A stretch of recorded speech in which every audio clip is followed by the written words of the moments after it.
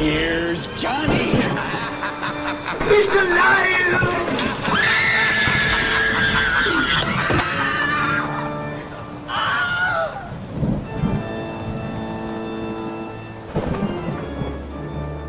Hello and welcome to the Wilhelm Screeners podcast. You might have not heard the first episode, probably because it's never going to see the light of day because it was so terrible that I deleted it. So this is official, the first episode.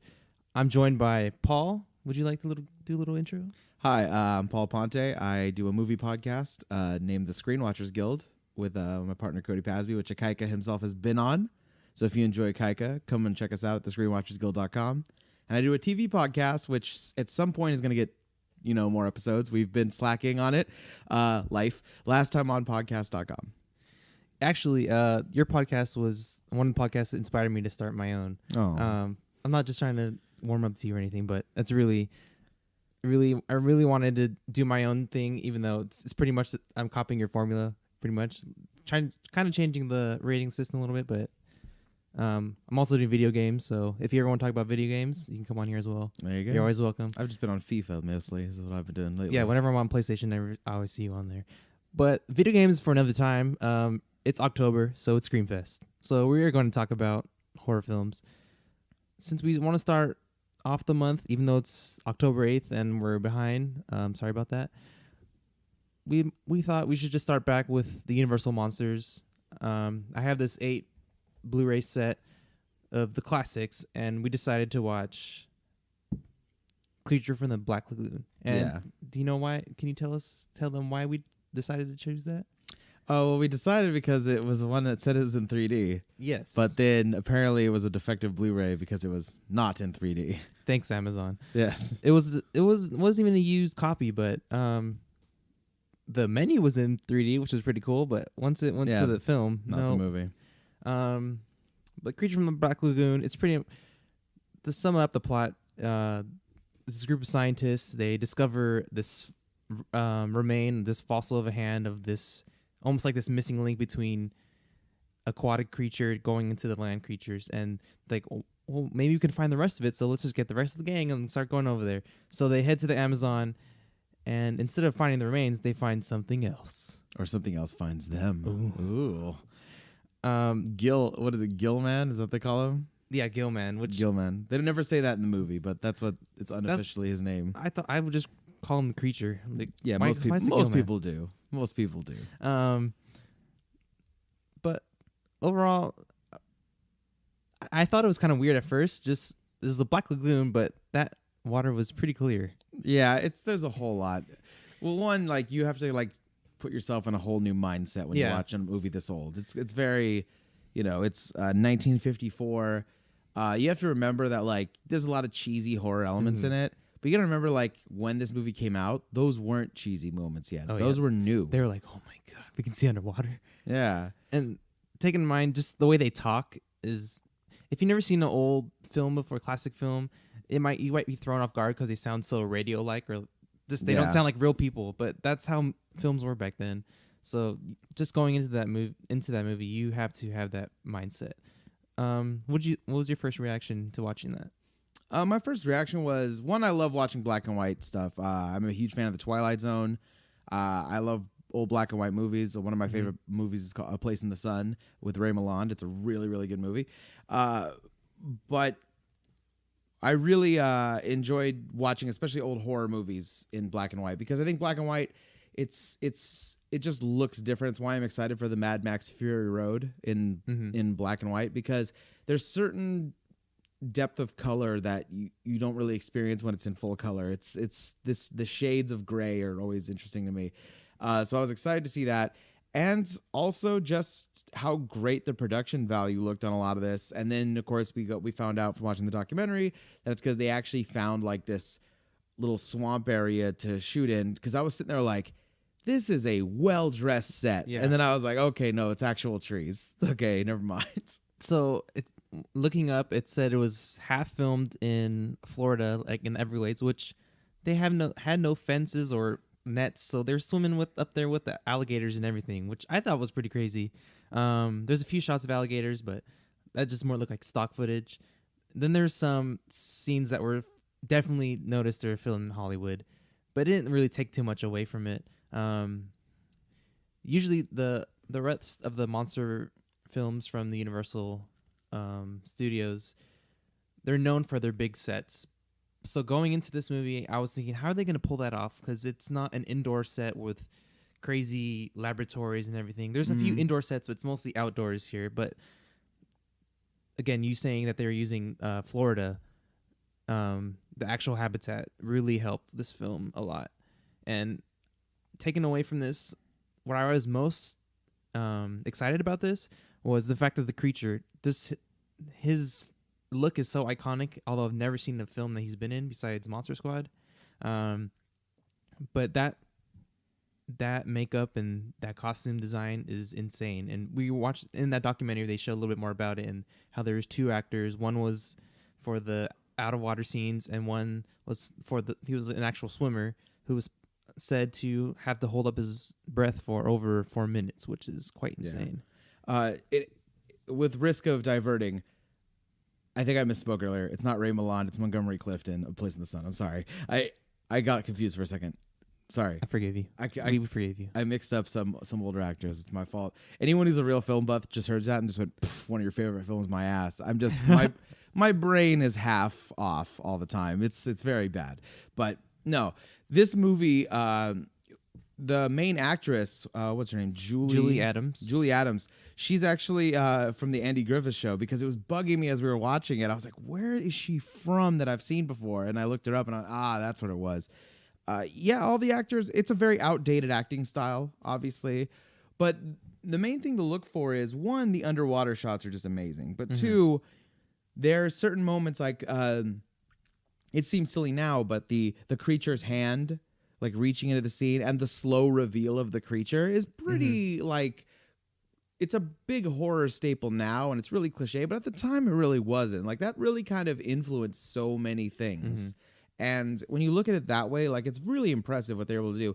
And the suit looks awesome, to be honest. Yeah, they showed a couple pictures where the actual suit was like a dark moss green color.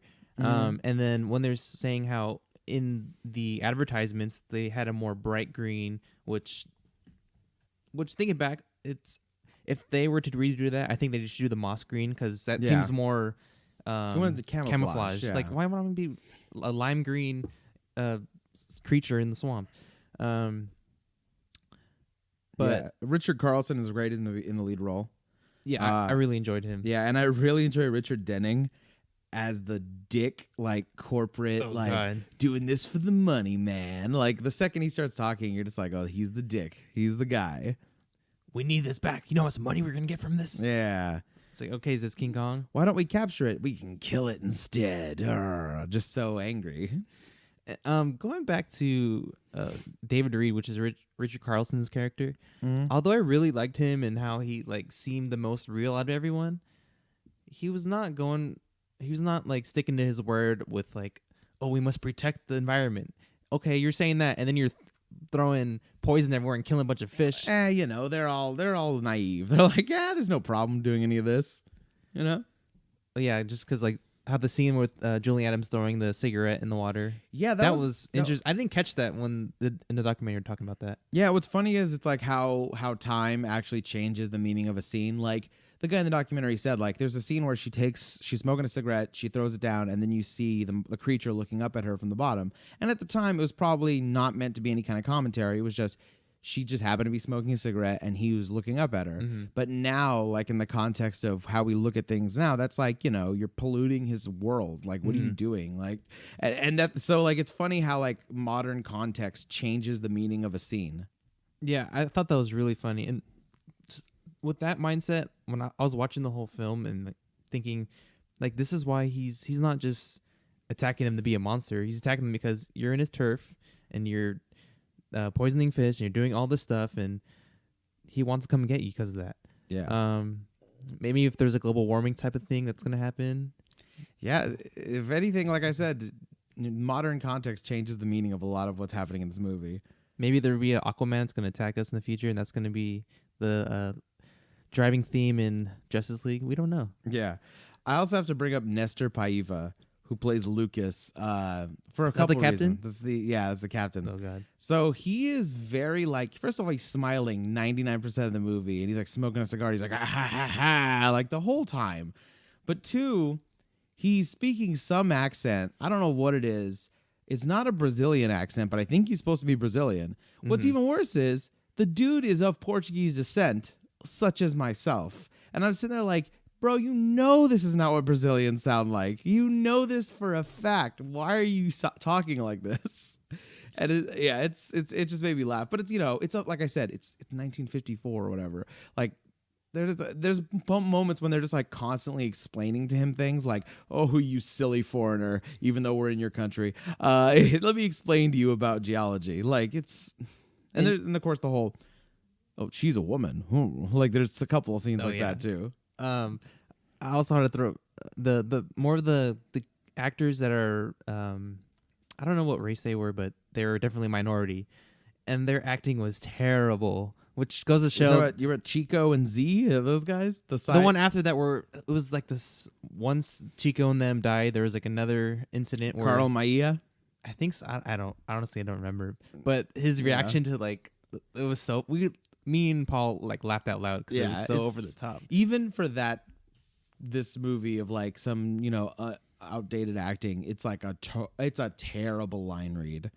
And it makes sense because when you see what the movie was like when it was being made, they were like, oh, he just kind of told actors to do their thing. Mm-hmm. He didn't really want like a committed performance per se. You know what I mean? Like he's not sitting there like, your motivation is. He didn't give a shit. Like he didn't care about any of that.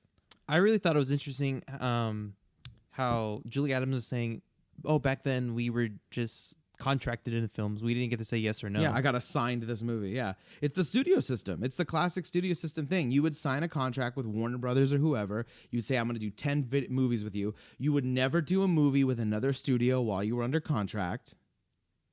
And if you broke contract, they would bury you. They would make it so you couldn't work anymore. Mm-hmm. So literally, like, they're like, you have to do this movie. And you just did. And it's nuts, but that's what you have to do. Imagine if that was still till today. Oh my gosh. I was trying to look for the budget, but I couldn't find it. But apparently, the box office was $1.3 million. Yeah, for 1954. That's I'm going to look up the inflation of 1954 to today, actually, because I'm curious. Can you also look up the inflation of the Devonian period? Dude, they love the Devonian period. It's very. If you're playing a drinking game in this movie, drink every time. Someone says Devonian. Yeah, I would say whenever the theme comes up, how did the theme come? I already forgot it.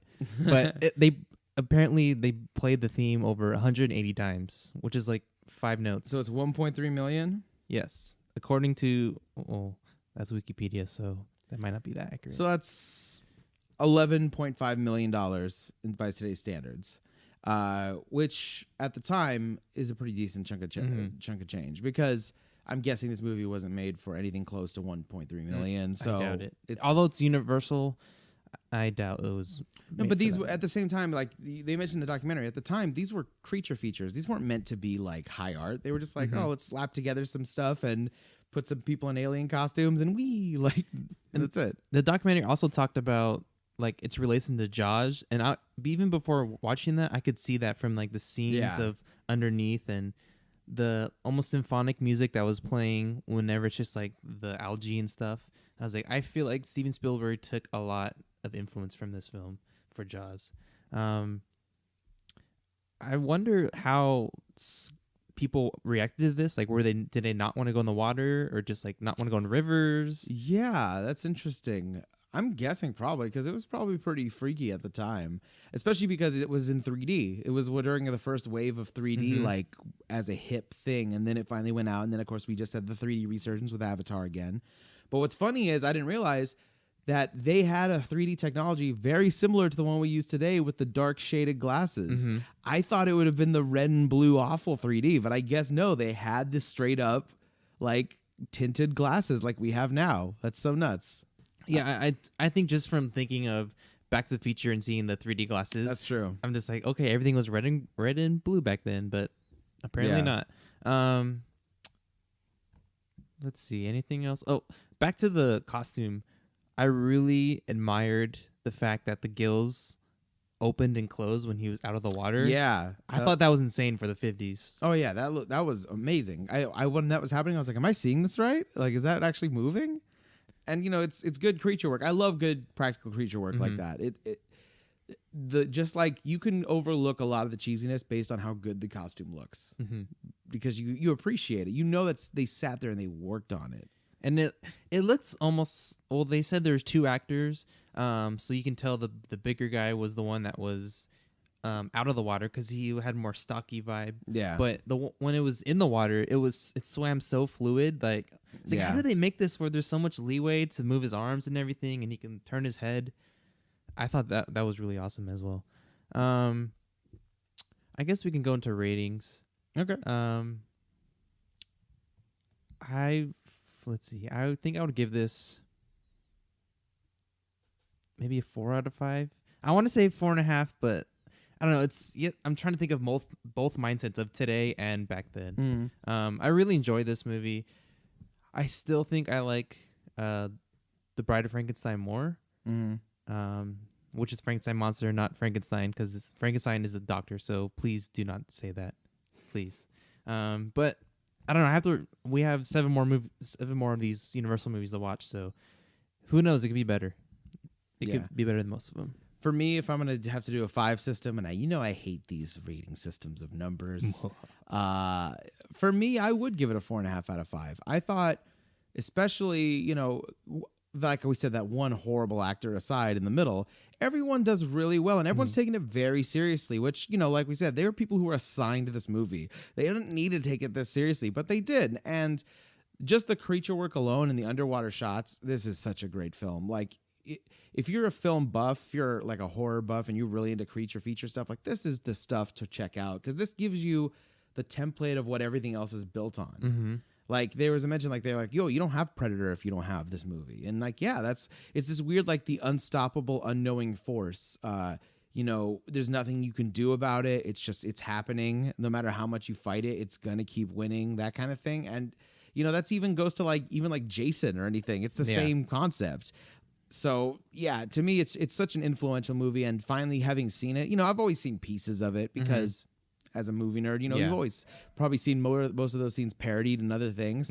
But now that I've seen the whole thing, I really feel like I have a nice appreciation for it. So, do you think you would watch the sequels? We saw a little taste of the sequels. I'm totally down because they look so silly, and I'm down to watch that. So the second one is they capture him and they take him to like a SeaWorld type.